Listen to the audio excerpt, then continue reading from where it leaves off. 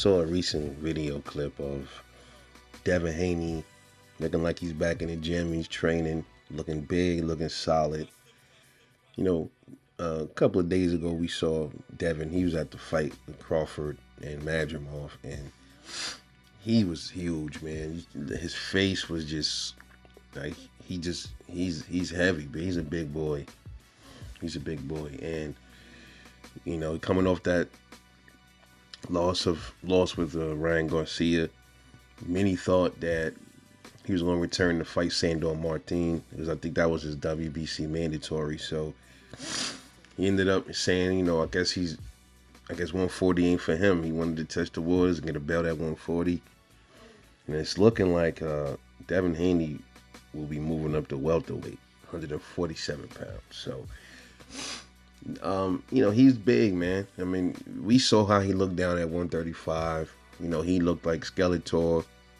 He looked emaciated. He didn't look good, man. He didn't look good at all in the weigh-ins. And I think that was infecting his power as well. And then he goes to 140, first fight Regis Prograis for the WBC belt, and he knocks Regis down multiple times in that fight. And to me, he wasn't really able to do that as much at 130. He had 15 knockouts at 135. So he's been at 135 for a long time. I don't think he was ever at any other division but 135, if I stand corrected. But he put Regis on his ass, and he looked strong in that fight, man. And the narrative was Devin was too big. He came in way too heavy against Regis. Regis comes out, brings up this nonsense about him being too big, and I'm like, come on, bro, you lost, dude. That's it. Enough with all the excuses. I know he came out with that after all this Ryan Garcia stuff started happening. Then Regis just all of a sudden opens up. That was, he was kind of heavy, and I'm like, shut up, man. But anyway, so Devin decides to. I guess he's the champion in recess. He's no longer really the WBC the real full champion, because the belt says it's vacant. So after he officially goes to welterweight, I guess the belt would be officially a vacant WBC belt. So and word is on the streets that Devin Haney is training to fight Mario Barrios. Now I can't confirm that. Since he's still the champion in recess, I think he's able to still use that WBC to move up and automatically go up against Mario Barrios, because Barrios, he too is now the WBC. He should be a WBC champion, because from what I'm hearing, Terrence Crawford, I think he just vacated the the WBA title at welterweight, and now I'm hearing that the WBC should soon also be vacated.